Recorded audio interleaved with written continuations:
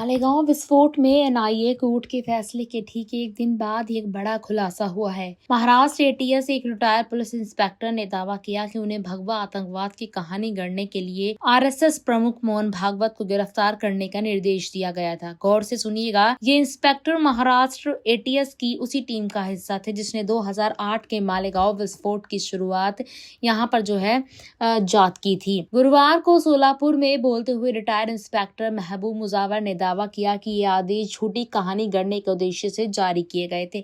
हम आपको यहाँ पर इंस्पेक्टर महबूब मुजावर का ये वीडियो नहीं दिखा सकते क्योंकि ये एक निजी चैनल द्वारा लिया गया इंटरव्यू है, लेकिन उन्होंने क्या कुछ कहा ये हम आपको जरूर बता सकते हैं।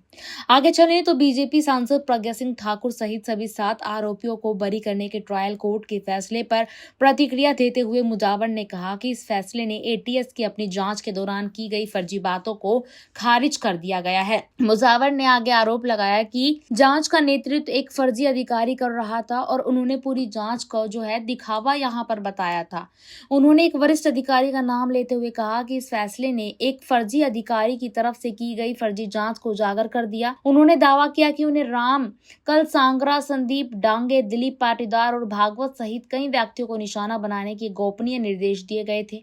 उन्होंने कहा कि मुझे मोहन भागवत को पकड़ने के लिए कहा गया था। उन्होंने साफ किया कि उन्होंने आदेशों का पालन नहीं किया और इसे ड्रामा और तर्क से परे बताया। मुजावर ने कहा कि मोहन भागवत जैसे विशाल व्यक्तित्व को पकड़ना मेरी क्षमता से कतई बाहर था, क्योंकि मैंने आदेशों का पालन नहीं किया, इसीलिए मेरे खिलाफ झूठा मामला दर्ज कर दिया गया और इसने मेरे 40 साल के करियर को बर्बाद कर दिया। उन्होंने आरोप लगाया कि उनके पास अपने दावों के समर्थन में दस्तावेजी सबूत भी हैं। उन्होंने आगे कहा कि मैं ये नहीं कह सकता कि एटीएस ने तब क्या जांच की और क्यों, लेकिन ये आदेश ऐसे नहीं थे कि उनका पालन किया जा सके।